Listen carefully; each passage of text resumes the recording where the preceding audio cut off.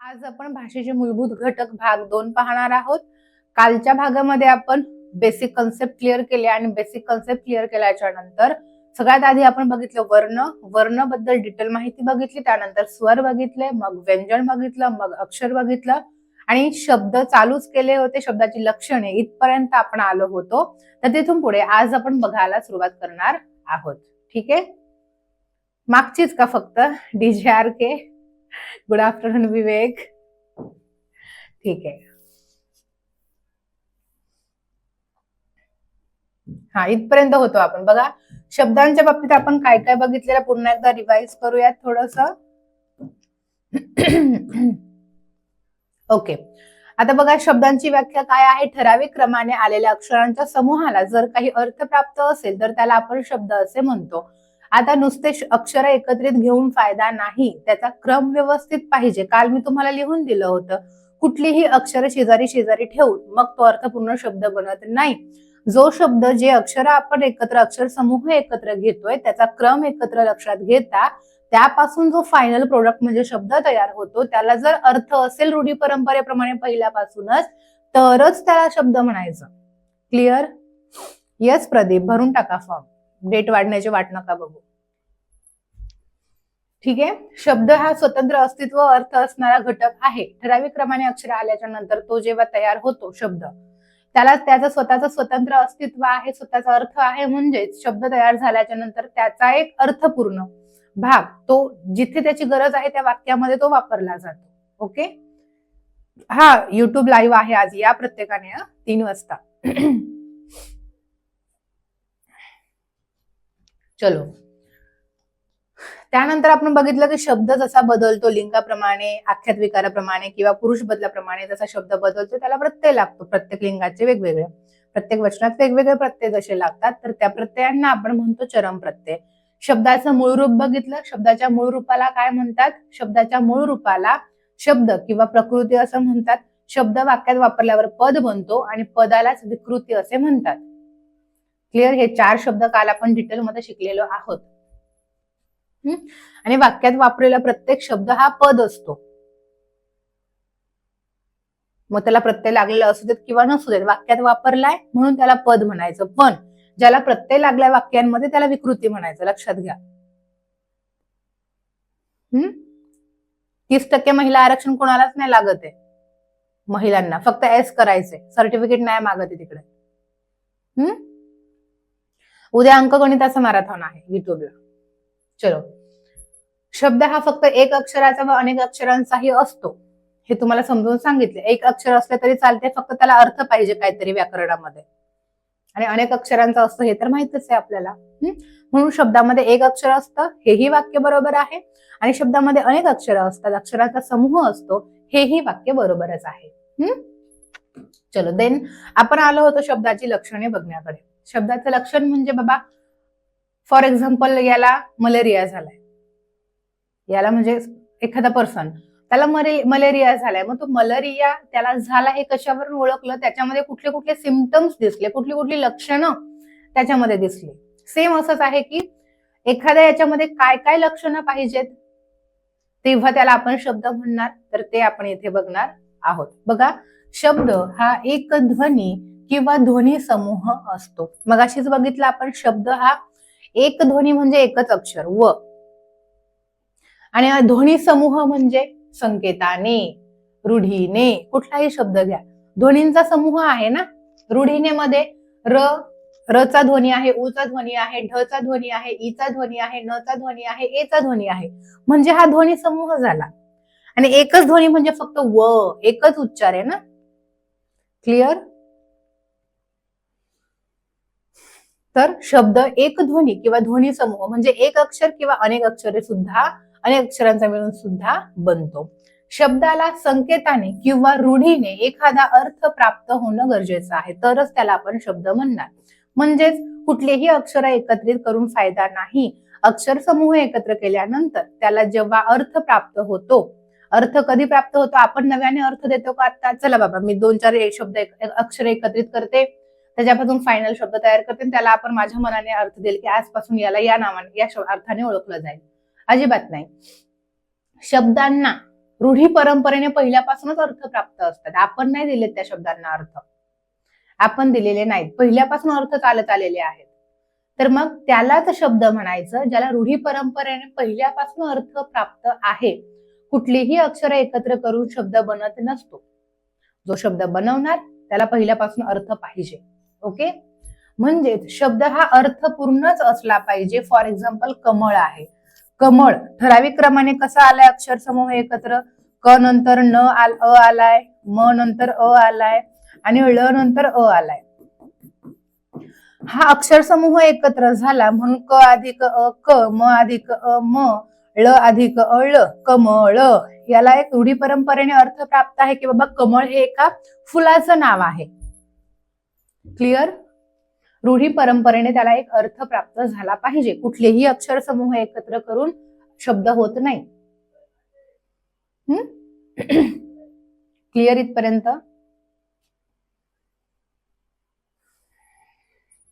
Then त्याचा स्वतंत्रपणे वापर करता आला पाहिजे, त्यालाच शब्द म्हणायचं.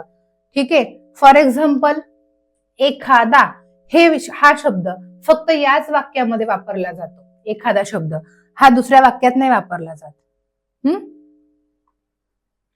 त्याला अर्थ म्हणू शब्द म्हणू शकत नाही ना. कुठलाही शब्द जो तयार झालाय अर्थपूर्ण, तो शब्द ज्या वाक्यामध्ये त्याची गरज आहे वापरायची त्या प्रत्येक वाक्यामध्ये वापरता आला पाहिजे, त्याला तरच त्याला शब्द म्हणणार. म्हणजे स्वतंत्रपणे त्याचा वापर कुठल्याही वाक्यामध्ये जिथे त्याची गरज आहे तिथं वापरता आला पाहिजे. असा एकही शब्द आपल्या मराठी व्याकरणामध्ये नाहीये की तो शब्द फक्त याच वाक्यात वापरला जातो, दुसऱ्या कुठल्याच वाक्यात त्याला घेऊ शकत नाही. जिथे जिथे त्याचा संदर्भ आलाय तिथे प्रत्येक ठिकाणी तो शब्द वापरता आलाच पाहिजे, तर आणि तरच त्याला शब्द म्हणायचं. म्हणजेच एखादा शब्द कुठल्याही वाक्यात वापरला जाऊ शकतो. हे पेज क्लिअर आहे का? एकदा सांगा मला प्रत्येकाला. क्लिअर आहे का?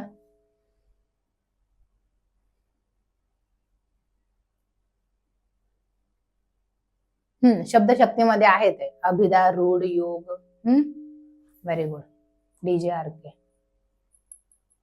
समझा. जाऊयात पुढे. Very good afternoon Rahul. बघते मी कुलदीप आज मला भेटतंय का गोंदिया भंडाराचं. व्हेरी गुड अमर. ठीक आहे, झालं. शब्दाची लक्षणं समजली. असं असं असेल तर मग त्याला शब्द म्हणायचं. असं असं म्हणजे ती लक्षणं सांगितलेली. आता वाक्य बघूयात. शब्दानंतर वाक्य येतं. सगळ्यात पहिले वर्ण. वर्णानंतर वर्णामध्ये असतात 52 जण. 52 जणांमध्ये स्वर आणि व्यंजन असतात. मग वर्णानंतर सेकंड स्टेप येते स्वरांची. का? कारण स्वर हे पूर्ण उच्चारित आहे, त्याला उच्चार करण्यासाठी कोणाचीच गरज लागत नाही. स्वरांनंतर आपण घेतो व्यंजन. व्यंजन हे अर्धवट उच्चाराचं असतं. व्यंजनाचा उच्चार पूर्ण होण्यासाठी स्वराची गरज लागते. चौथी स्टेज आहे अक्षर. का अक्षर घेतलं? कारण व्यंजन अर्धवट उच्चाराचं असतं. व्यंजनामध्ये स्वर मिसळल्यावर मग ते अक्षर तयार होतं आणि ऑलरेडी स्वर हे अक्षरच आहे, व्यंजन अक्षर नाही. व्यंजनात स्वर मिसळल्यावर मग व्यंजन अक्षर तयार होतं. अक्षर झालं. अनेक अक्षर एकत्र आल्यावर शब्द तयार होतो आणि अनेक शब्द एकत्र आल्यावर वाक्य तयार होतं. तर 6व्या स्टेज पर्यंत आपण येऊन पोहोचलोय. ठीक आहे, तर बघूयात आपण वाक्याची व्याख्या. वाक्याची व्याख्या काय आहे? वाक्यामध्ये अनेक शब्द असतात, तिथं पण व्यवस्थित क्रमानेच शब्द आले पाहिजेत. कुठलेही शब्द कुठेही टाकून वाक्याचा अर्थ बदलतो. मग फॉर एक्झाम्पल तुम्हाला शिकवलंय का? मी नाही शिकवलं अजून, झालंच नाही वाटतंय ते. तू का आलास? तू आलास का? शब्द सेम दोन्ही वाक्यामध्ये, फक्त जागा बदलली शब्दांची. तू का आलास म्हणजे तो आलेलं त्याला आवडलेलं नाहीये, आणि दुसरं तू आलास का म्हणजे तिला माहिती नव्हतं तो आलाय म्हणून जस्ट विचारलं तिने आणि तिला बरं वाटतं तो आला म्हणून बघून. कळालं? म्हणून वाक्य बनण्यासाठी सुद्धा शब्द योग्य क्रमानेच यायला पाहिजेत. अधेमध्ये घेऊन चालत नाही, तर त्याचा अर्थ बदलतो वाक्याचा. वाक्याची व्याख्या बघा. अर्थपूर्ण शब्द समूहाला वाक्य असे म्हणतात. ही व्याख्या PYQ आहे. ही व्याख्या ठीक आहे. अर्थपूर्ण शब्द समूह सेम मगाशी सांगितलं की शब्द बनण्यासाठी सुद्धा ठराविक क्रमानेच अक्षर यायला पाहिजेत. मग त्याला अर्थ प्राप्त होतो, मग त्याला शब्द म्हणायचं. सेम वाक्यामध्ये पण आहे की शब्द एकत्रित घेतो माहिती, शब्दांचा समूह आल्यावर त्याला वाक्य म्हणतो, बरोबर आहे, पण तो शब्दाचा समूह सुद्धा अर्थपूर्णच पाहिजे, कुठलेही शब्द एकत्रित घेऊन फायदा नाही. म्हणून अर्थपूर्ण शब्दसमूहाला वाक्य असे म्हणतात. किंवा अर्थपूर्ण शब्दसमूह आहे म्हणजे त्याच्यामध्ये पूर्ण अर्थाचं बोलणं येतं. शब्द रचना फक्त वेगळी आहे, अर्थ सेम. पूर्ण अर्थाचे बोलणे म्हणजेच वाक्य होय. किंवा पूर्ण विचार व्यक्त करणाऱ्या शब्दसमूहाला वाक्य असे म्हणतात. 3 व्याख्या दिल्यात, पोलीस भरतीला विचारलेली व्याख्या ही फर्स्ट वाली आहे. तरी पण तिघांचाही अर्थ सेम आहे, त्याच्यामुळे अर्थ लक्षात घेतल्यावर तुम्हाला तिथं पेपरला जरी ह्या दोघांमधली व्याख्या आली तरी तुम्हाला ओळखता येणार आहे. राईट. चलो नेक्स्ट. वाक्य बनवत असताना शब्द हे विशिष्ट क्रमानेच मांडले. हा बघा, हे तेच समजावून सांगायचं, मी आधीच सांगून दिलं ते. शब्द वाक्य बनवत असताना शब्द हे विशिष्ट क्रमाने मांडले जातात. जर शब्दांचा क्रम बदलला तर वाक्याचा अर्थ देखील बदलतो. तेच लिहूयात आता मगाशी सांगितलेलं. आला का नको घेऊ आपण. तू भाजी खाल्लीस, तू भाजी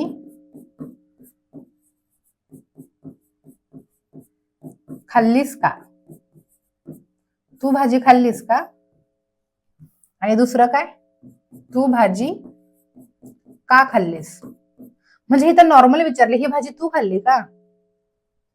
आणि दुसऱ्या वाक्यात काय, त्याला आवडलेलं नाहीये, त्याने भाजी खाल्लेली, तिने बनवलेली. तू भाजी का खाल्ली, का खाल्ली म्हणजे तिला नाही आवडले की भाजी त्याने खाल्ली.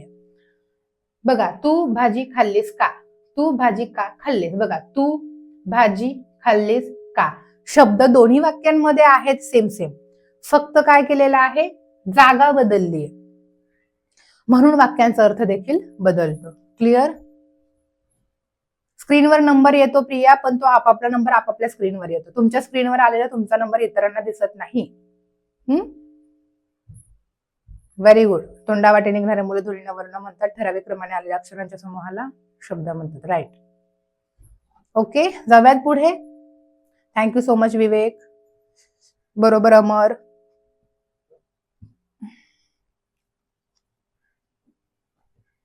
बघा, शब्दांचा अभ्यास कोशशास्त्रात केला जातो, यास शब्दशास्त्र असं देखील म्हटलं जातं. काय, शब्दांचा अभ्यास कोशशास्त्रात केला जातो. शब्दांचा अभ्यास कशामध्ये केला जातो, कोशशास्त्र. विचारलं नाही एक्झामला. आणि त्याच कोशशास्त्राला शब्दशास्त्र असं देखील म्हटलं जातं. लक्षात असू देत कधी विचारला तर. ठीक आहे. पुढे, व्याकरणामध्ये मात्र शब्दांच्या बदलणाऱ्या रूपांचा, प्रत्ययांचा प्रामुख्याने विचार केला जातो. का केला जातो. शब्दाची बदलणारी रूप म्हणजेच काय, मूळ शब्द आहे मुलगा, रूप बदलतात म्हणजे काय होतं मुलगाचं वेगवेगळ्या वाक्यामध्ये, मुलाला, मुलाने, मुलाचा, मुलांचा, मुलांनी, मुलांमध्ये. प्रत्ययाप्रमाणे त्या शब्दाचं रूप बदलतं. तर मग या बदलणाऱ्या रूपांचा व्याकरणामध्ये प्रामुख्याने विचार केला जातो, कारण त्या शब्दाचं जसं रूप बदलतं तसा त्याला अर्थ प्राप्त होतो. मुलांचा म्हणजे त्या मूळ शब्दाचा वाक्यात संबंध सांगितला जातो.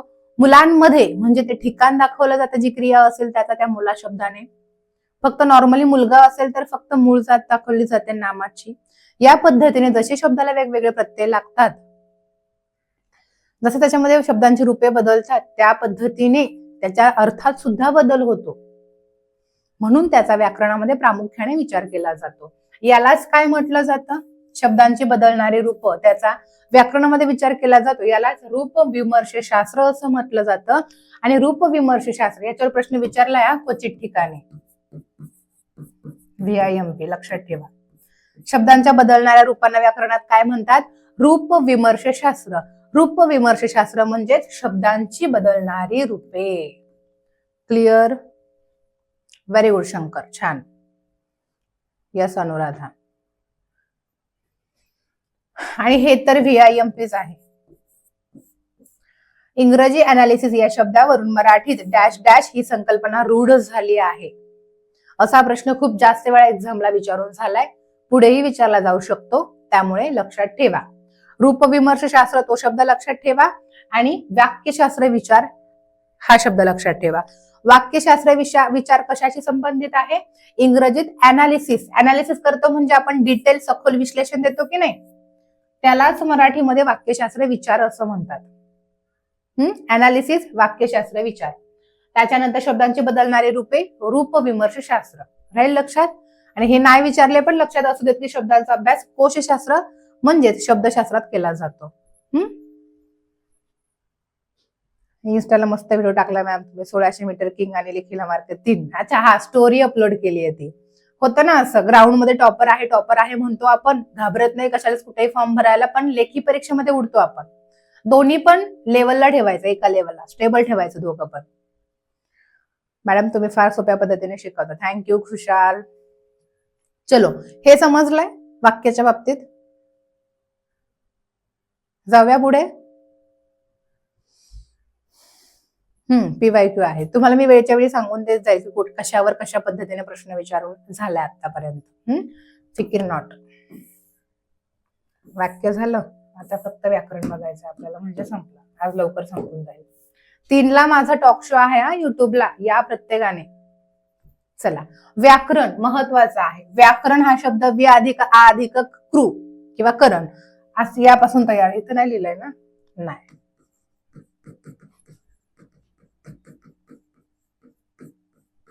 किंवा करण.